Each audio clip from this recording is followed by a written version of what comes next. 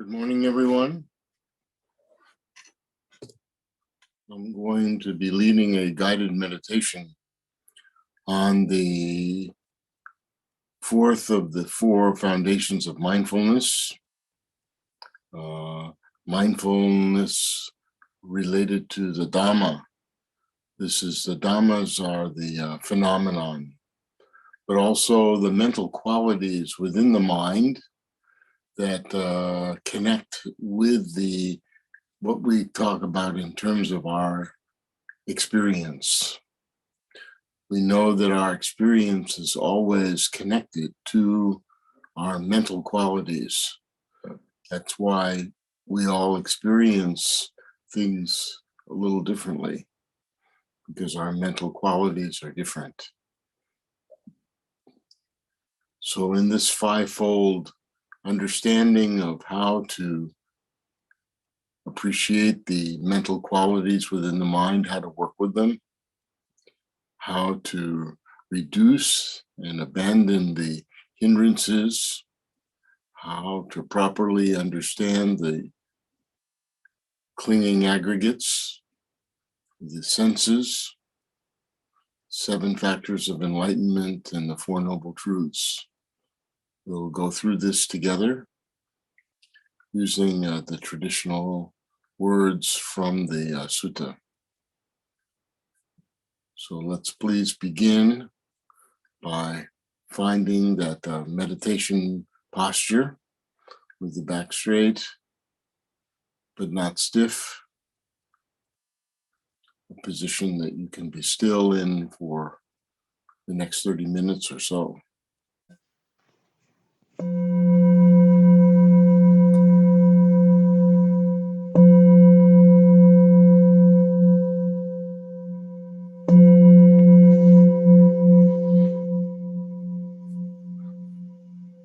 Sending the awareness to the breath,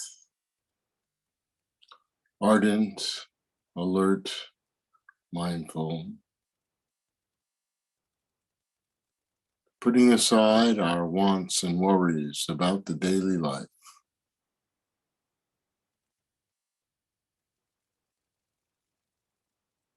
Always mindful, I can breathe in. Always mindful, I breathe out. Breathing in long, I breathe in long. Or breathing out long, I breathe out long. Or breathing in short, I breathe in short. Or breathing out short, I breathe out short.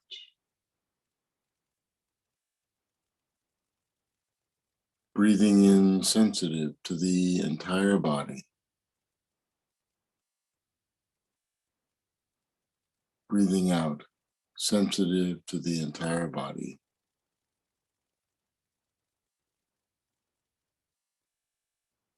Breathing in, calming the bodily formation, the breath. Breathing out, calming the bodily formation, the breath. Observing, accepting, letting go.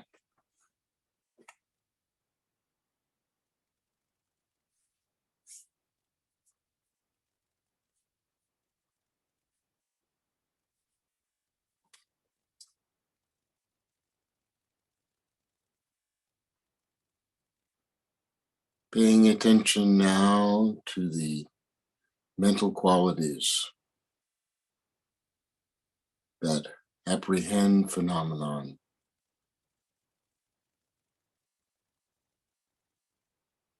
Beginning with the 5 hindrances.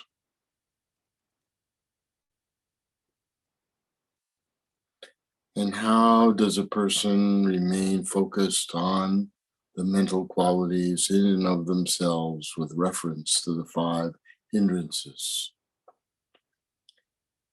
There is the case where sensual desire is present within. and the person discerns there is sensual desire present within me, or there being no sensual desire present within, discerning there is no sensual pleasure, desire present within.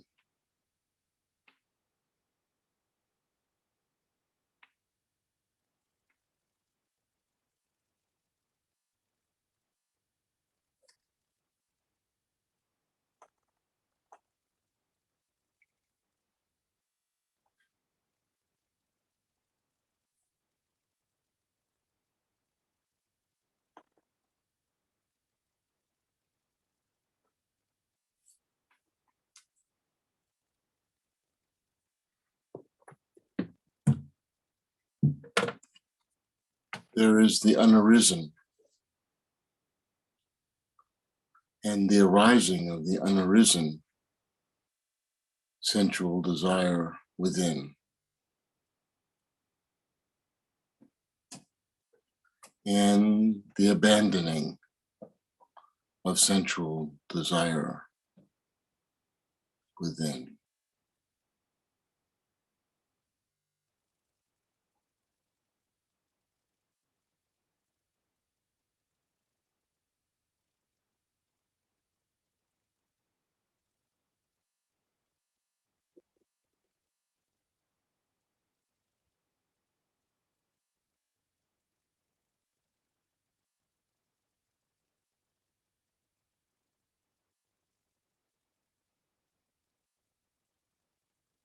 Being aware that we discern that there is ill will present within, we know, discerning that ill will is present within us.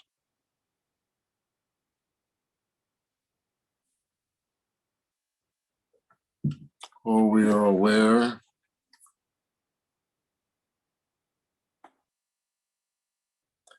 when ill will is not present within. There is no ill will present within.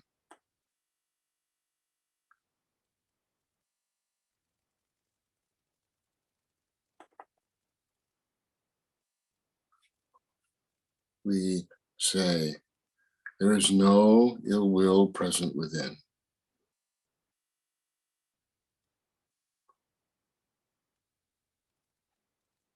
And we can discern how there is an arising of the unrisen ill will within.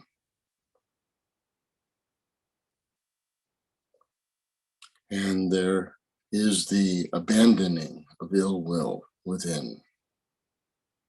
Once it has arisen, we can abandon it. And there is no future arising of ill will within.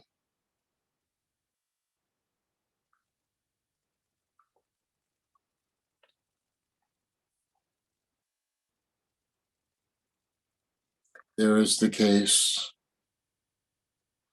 when there is sloth and torpor present within, sleepiness, drowsiness, laziness, and we discern there is sloth and torpor present within me.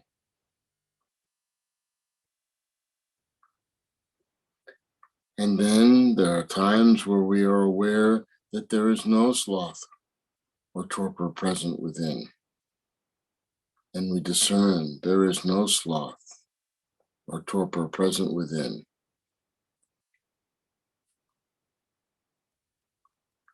But then there can be an arising of the unarisen sloth and torpor.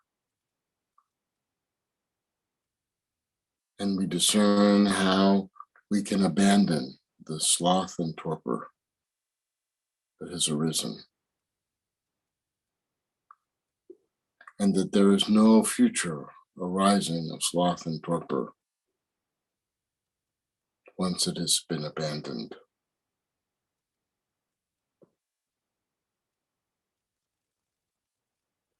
In the same way, there's the case where restlessness and agitation, anxiety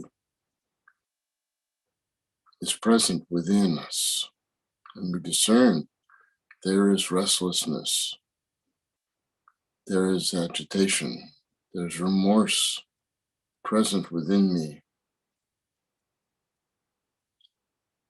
Or there are times when there is no restlessness or agitation present within, and we discern there is no restlessness and agitation within.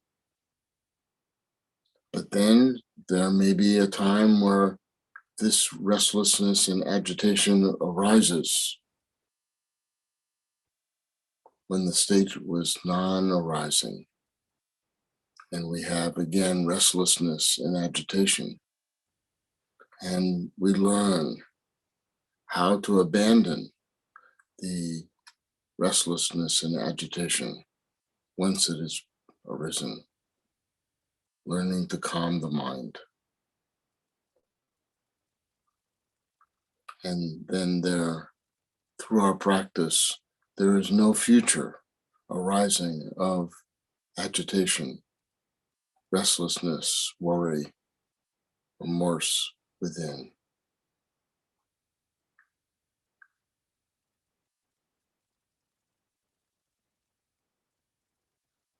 And then there is the case where there is doubt and uncertainty present within the mind. And we discern there is doubt and uncertainty present within me. And then at times there is no doubt or uncertainty present within. And we say, there is no doubt or uncertainty present within me.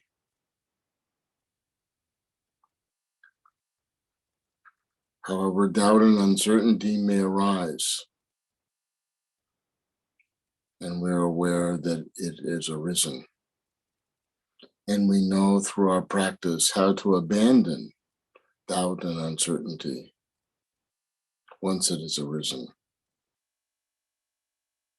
And we discern then that there is no future arising of the doubt and uncertainty once it has been fully abandoned.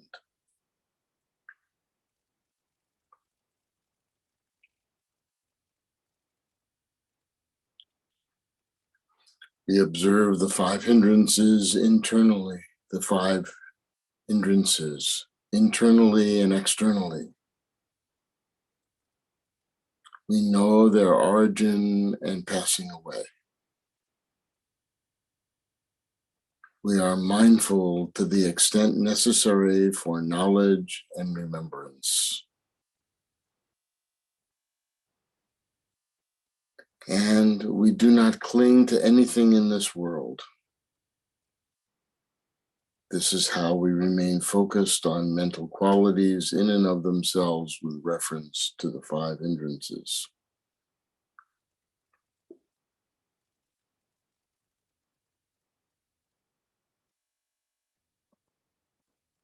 The 5 clinging aggregates of form, feeling, perception, conception, mental formations, and consciousness.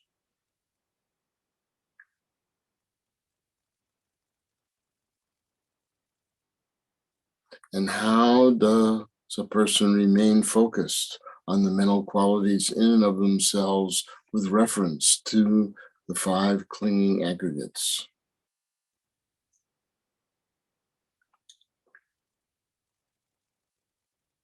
There is the case when a person discerns such is form, such is the origination of form, such is the disappearance of form.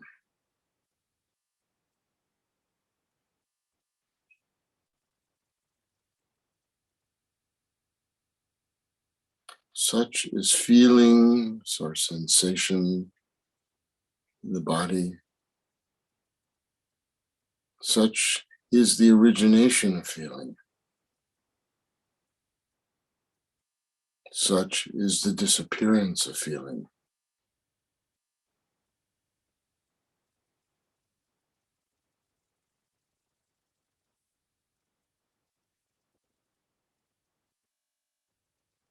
We discern that there are perceptions, such as perception and conception,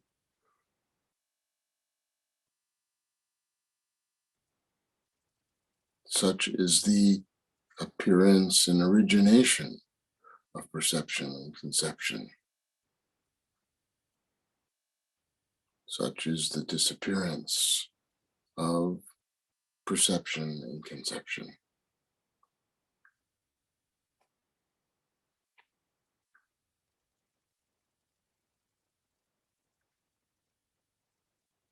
Such are the mental formations or fabrications, the habitual patterns of the mind.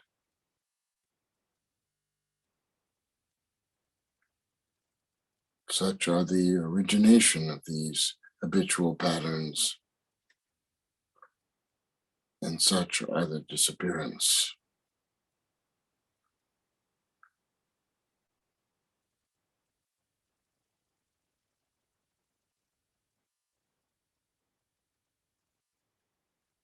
Such is consciousness, a stream of awareness. Such is the origination of this consciousness, stream of awareness, and such is its disappearance. All impermanent,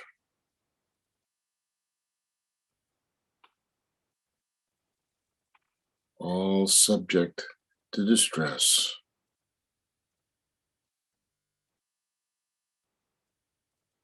not the self.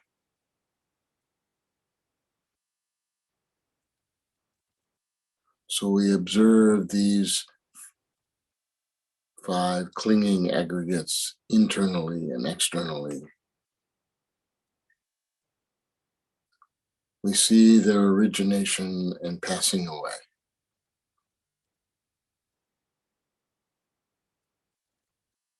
We are mindful to the extent necessary for knowledge and remembrance.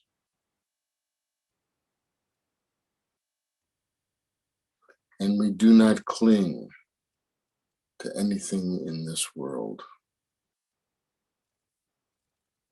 This is how we practice in reference to the 5 clinging aggregates.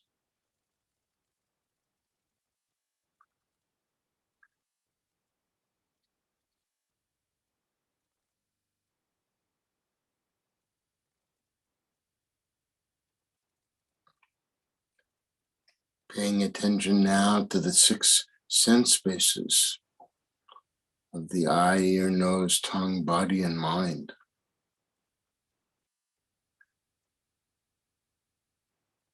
And how does a person remain focused on the mental qualities in and of themselves with reference to the 6-fold internal and external sense media?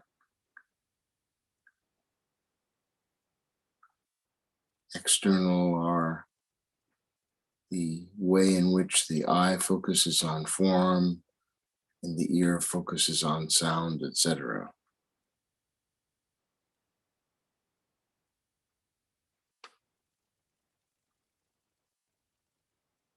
There's the case when a person discerns the different organs, the eye, ear, nose, tongue, body, and mind, discerning the form, sound, smell, taste, touch, and the imagination and thoughts within the mind.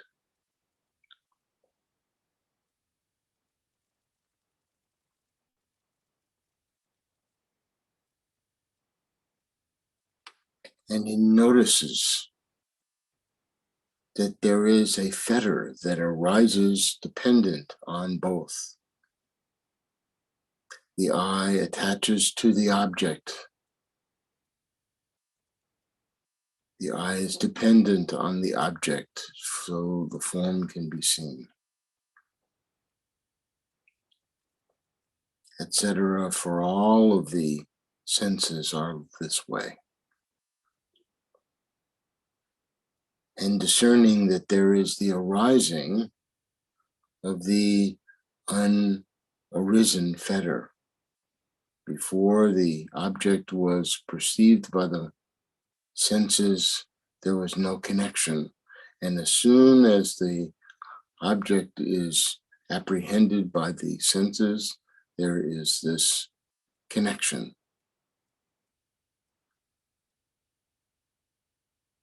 We call it a fetter because we believe this object is not only real, that this self that we have is going to be pleased or displeased by this object, that the object is going to provide us with the truth, whereas it is just a fetter that needs to be abandoned. And as we learn through our practice how to abandon this fetter, how not to attach to objects in this way, giving up this duality, then there is no future arising of the fetters for any of the senses.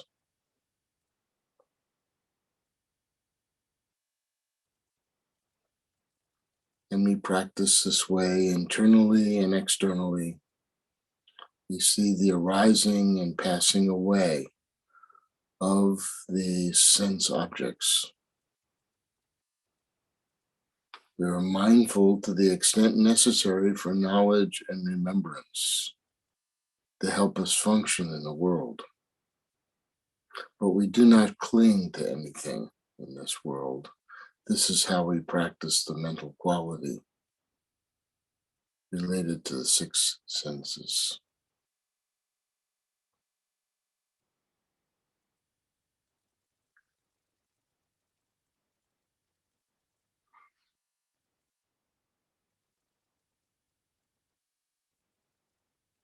The seven factors of awakening: mindful, investigating, diligently energetic, joyful, tranquil, concentrated, and with equanimity.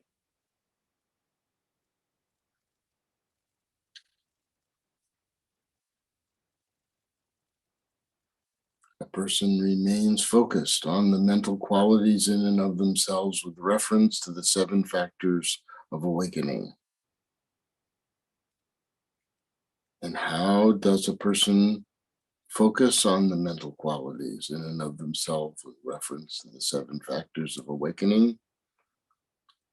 There's the case where being mindful as a factor of awakening is present within. He discerns that this mindfulness as a factor for awakening is present within me. Or when there is no mindfulness as a factor for awakening present within, he discerns their mindfulness as a factor for awakening is not present within me.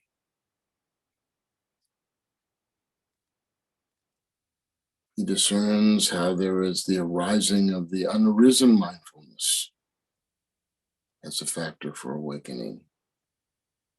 And he discerns how there is this culmination of development of mindfulness as a factor for awakening once it has arisen.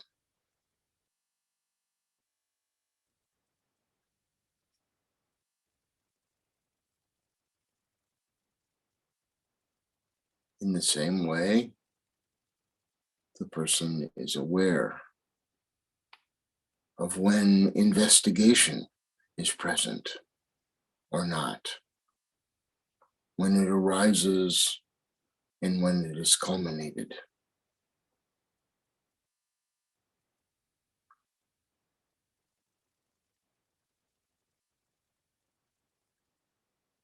The person is aware of when diligent, persistent, strong, energy and effort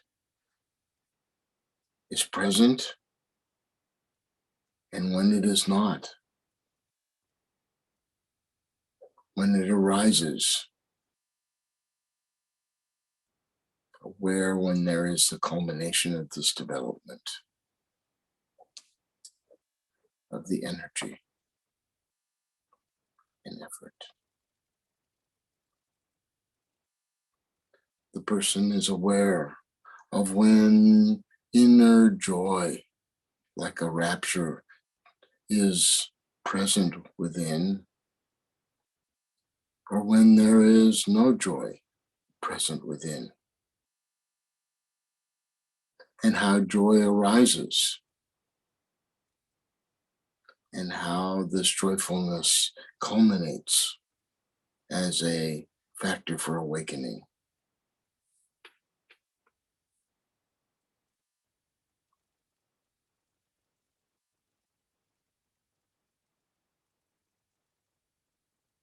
Tranquility is noticed when it arises, when it is present, or when there is no tranquility, we're aware no tranquility. We see how to bring tranquility to the mind, and we discern when there is the culmination of tranquility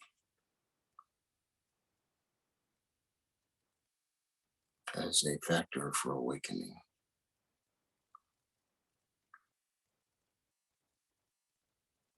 We are aware when the concentrated jhana state is present in the mind. We are aware when there is no concentrated jhana state in the mind.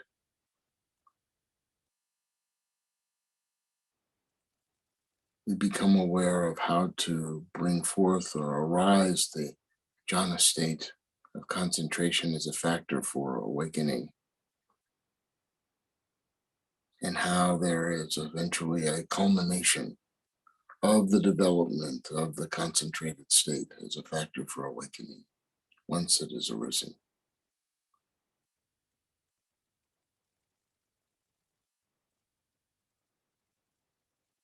We know when there is equanimity in the mind, and we know when there is no equanimity in the mind.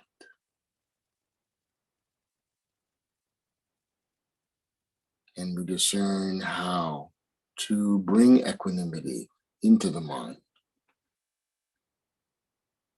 and how equanimity is culminated in its development as a factor for awakening.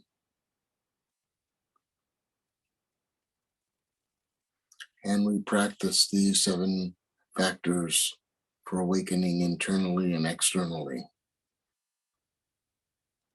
We see their arising and passing away. We are mindful to the extent necessary for knowledge and remembrance. And we do not cling to anything in this world.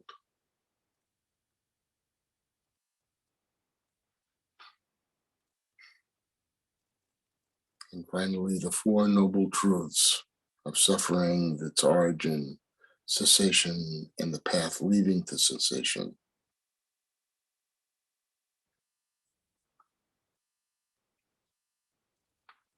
And how does a person remain focused on the mental qualities in and of themselves with reference to the 4 noble truths? There is the case where it discerns. It has come to be that we see that there is suffering and stress in the world and in the mind. We discern as it has come to be that there is the origination of this stress and suffering.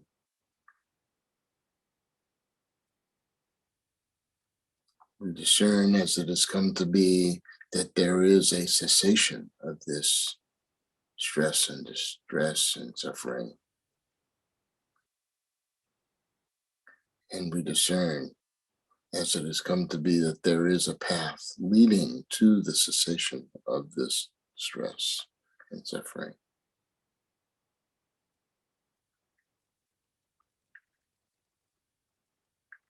And we practice in this way internally and externally, seeing the origination and passing away of these factors. We are mindful to the extent necessary for knowledge and remembrance, without clinging to anything in this world. This is how we practice the mental qualities in and of themselves. May all beings have happiness and the causes of happiness. May all beings be free from suffering and the causes of suffering. May all beings never be separated from the altruistic joy which is free from suffering. And may all beings dwell in the great equanimity which is free from attachment, aversion, and ignorance.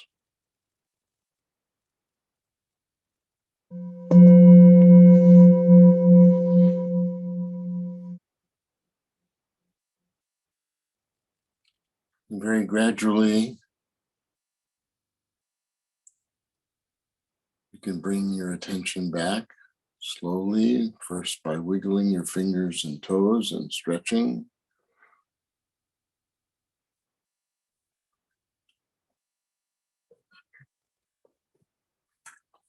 Opening your eyes whenever you're ready.